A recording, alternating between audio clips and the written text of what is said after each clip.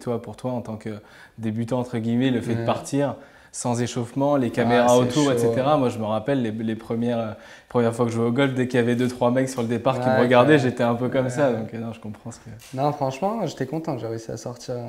C'est juste que le birdie à la fin, ça m'a fait chier de la rater. petite virgule, ouais. 2 virgules le premier trou, je mets une virgule aussi. Bon, en même temps, quand tu joues 2 balles sur chaque trou, c'est… Ouais, facile 2. Ça, on ne dira pas ça.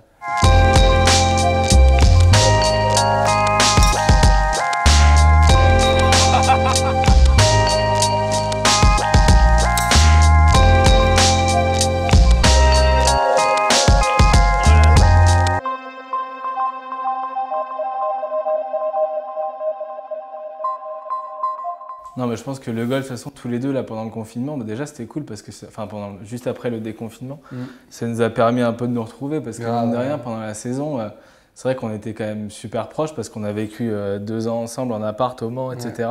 Et après, à chaque fois que la saison commence, on n'a pas trop l'occasion de se voir. Donc là, on a pu se faire pas mal d'activités, du golf, des sorties vélo, on s'est bien tiré la bourre et du call off quoi. Bah ouais, grave la play. Non mais c'est vrai, en plus toi ton calendrier, le mien. Ouais. Là on n'était pas pendant le confinement, moi j'étais à Dubaï du coup pendant pas mal de temps. Ouais. Heureusement qu'il y a la play pour garder contact, mais non franchement c'était cool. Mais bon après c'est vrai qu'on se tire la bourre. De toute façon, tous les deux, on est compétiteurs. Ouais, de ouf. Dans n'importe quel sport ou activité qu'on va faire. C'est comme quand… C'est juste tu me vénères au golf parce que t'es meilleur que moi. Mais tout comme tu me vénères à Call of. Hein. Et quand on avait fait la sortie vélo, que t'as mis le petit coup de collier, là, je sais pourquoi tu l'as fait. J'avoue, il y a toujours une petite partie de compétition. Toujours.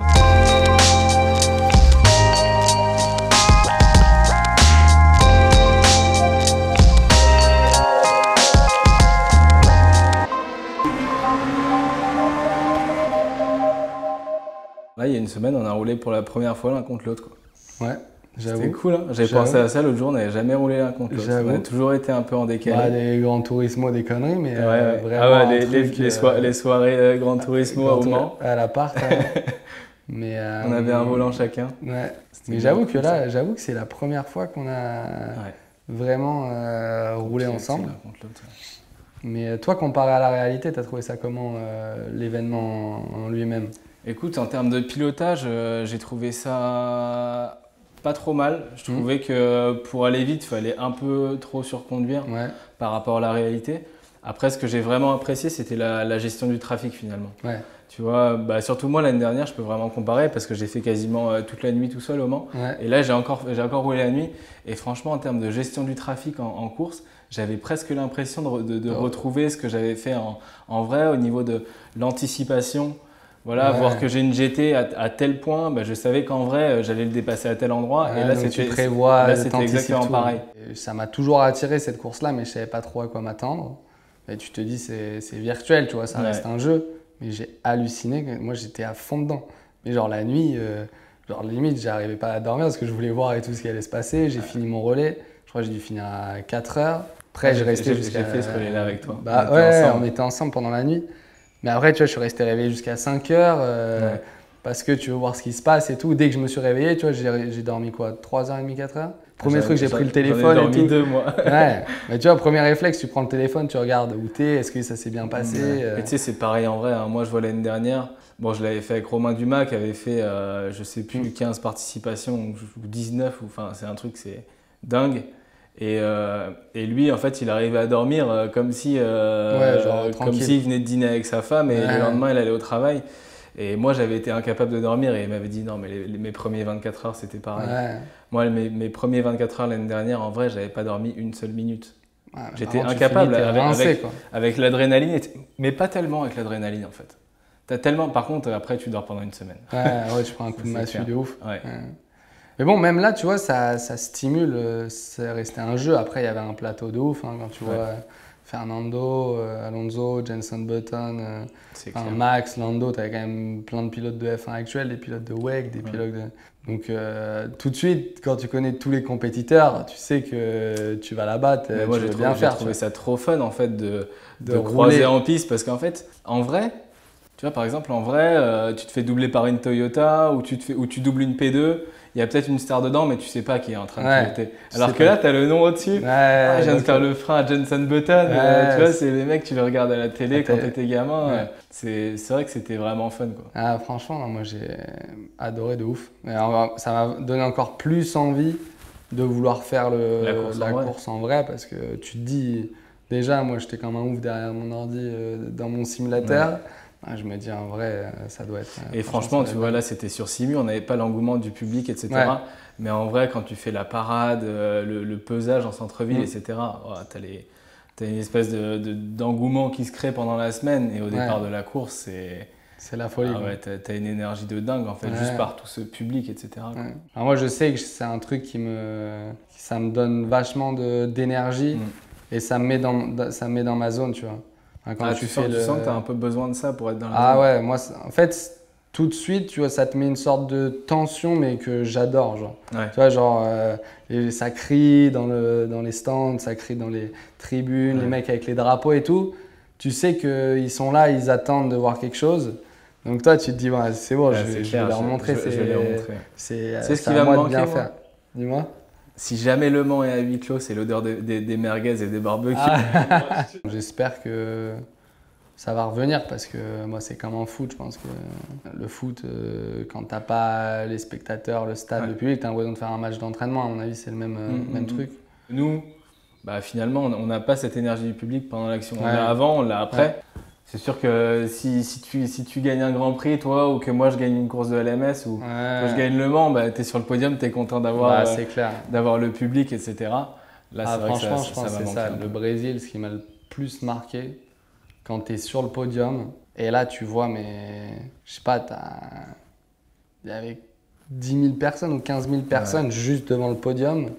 En plus, le public brésilien, c'est ouf, tu vois, parce qu'ils montrent les émotions, ils commencent à crier mon nom et tout, tu vois. Moi, j'ai tellement d'émotions, j'étais genre sur mon nuage. Je pense qu'on en avait autant que toi.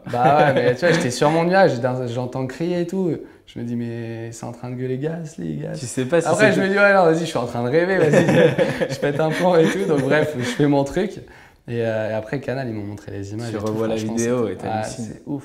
Non, mais c'est là où le public il donne des émotions que tu trouves nulle part ailleurs parce que c'est clair. tu partages un moment. Mais même encore, de temps en temps, je revois des vidéos de mecs qui étaient dans les tribunes et tout. Tu vois, ça te donne un peu des frissons, tu vois.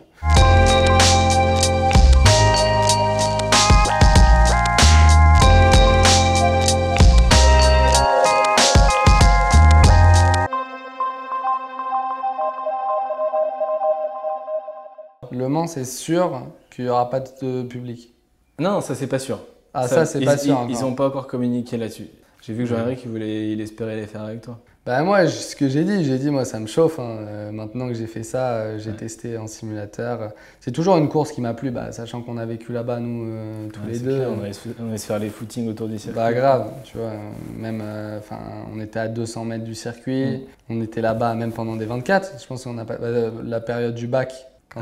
Moi, c'était même plus beau que ça, mec. Parce que je passais le bac et il y avait les qualifs de nuit. Ouais, c'est ça, on entendait les voitures rouler, je me rappelle de ça. Et j'étais avec Geoffrey Denarda. Et on passe nos épreuves du jour, etc. Et le soir, il y avait les qualifs de nuit. Et Geoffrey, il me dit bon, on révise pour notre examen de demain, etc. Je sais plus ce que c'était, histoire. Et moi, je lui dis, non, Geoffrey, franchement, on n'en a pas foutu lourd toute l'année. Je dis, on va pas s'y mettre la veille de l'examen alors qu'il y a les qualifs du Mans, quoi. Donc du coup, on a pris le tram, on n'a pas révisé, on est parti voir les qualifs de nuit au Mans, etc. On est rentré le soir tard, on s'est pointé à l'examen le lendemain. Au final, moi, j'ai eu mon bac avec mention assez bien et lui, il n'était même pas au rattrapage. Tu vois, si tu l'as fait, c'est l'affaire aussi. Je ne sais pas trop comment ça va se passer avec les catégories dans les années à venir, mais l'affaire pour la gagne avec l'équipe qui va bien pour gagner. Parce que... Mais non, franchement, c'est clair que c'est dans la to-do list dans les années à venir.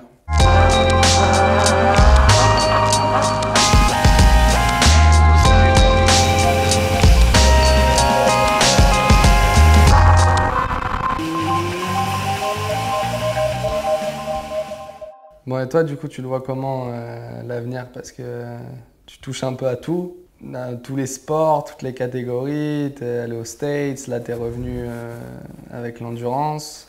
Donc voilà, j'ai fait de la monoplace, du proto, du GT. J'ai goûté un peu à tout et je t'avoue que je me plais beaucoup en endurance. Le sprint, c'était quelque chose qui me plaisait énormément. Ouais. Et à la base, mon rêve, c'était l'IndyCar. Et après, je t'avoue que je suis arrivé en endurance et c'est un truc qui m'a beaucoup plu, cet esprit d'équipe. Ouais. Bien sûr, même quand tu roules en monoplace, tu as une équipe autour de toi, mais là, tu partages la voiture avec des coéquipiers, il faut savoir faire des compromis, même au niveau des réglages, tout ça. Ça, honnêtement, c'est un truc qui est chaud. Parce que je sais que quand tu es pilote, tu es quand même t'es vachement concentré sur toi-même, tu veux tes trucs à toi. C'est pas facile. C'est vrai qu'on pense que c'est un sport où tu trouves pas trop de compromis. Justement, en endurance, t'es obligé. Franchement, si t'as la chance de tomber sur des coéquipiers qui ont le même style de pilotage que toi, ouais, là, ça aide énormément. Ouais.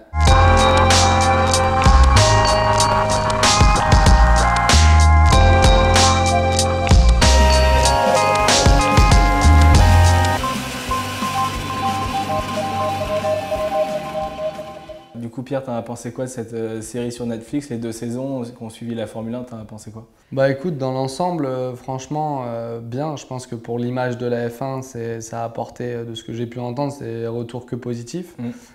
Parce que c'est vrai qu'en F1, on nous montre le dimanche, 14h sur la grille de départ. Ouais. La course est finie, direct à 3 questions à chaud, mais bon, tu as les émotions. Et on manque un peu le côté perso et la personnalité des pilotes. Tu vois. Et je pense que Netflix, ils ont bien réussi à capter ça, à montrer les pilotes plus dans notre vraie vie, plus le côté personnel de chacun, plus que le pilote avec son casque qu'on ne connaît pas trop. Donc ça, je pense que c'est bien. Et après, qu'est-ce que j'en ai pensé? C'est sûr qu'il y a plein de choses que j'aurais aimé dire dans la série par rapport à la dernière saison. Et que tu as peut-être dit mais qui n'ont pas été mis, non? Oui, toi tu en sais plus aussi, c'est sûr. Mais non, c'est clair que la saison, elle n'était pas autour de moi. Tout le monde a besoin d'avoir son temps à l'écran. Et je pense que déjà, on peut bien un peu comprendre la situation dans laquelle j'étais. Le dernier épisode, je le trouve assez cool, forcément, avec le Brésil. Et c'est sûr que ça rappelle des bons souvenirs. Mais dans l'ensemble, non, franchement, il y a plein de gens que je connais qui n'étaient pas trop vraiment sur la Formule 1, tu vois, qui ont regardé la série et qui se sont dit, en fait, c'est cool, tu vois. Et moi, j'ai même plein des meufs, des copines qui m'ont dit franchement la F1 c'était pas mon truc. J'ai regardé, lui c'était le pilote, c'est parce qu'ils t'ont mis dedans ça. Je voulais pas le dire. Non, mais en vrai tu vois, genre qu'ils se sont dit franchement, en fait ils arrivent à créer des histoires à l'intérieur même du paddock et à l'intérieur même de la Formule 1 et je pense que ça a plu aux gens, donc non, ça peut nous ramener du monde, franchement c'est cool. Maintenant il faut vendre le truc à Netflix pour le LMS. C'est ça. Le Mans déjà serait pas mal. Un mix. On fait l'équipage, il faut suivre l'équipage Jamin, Gasly et Vergne. C'est ça. Et on va monter un truc. À la Steve McQueen. Are you listening? Damn.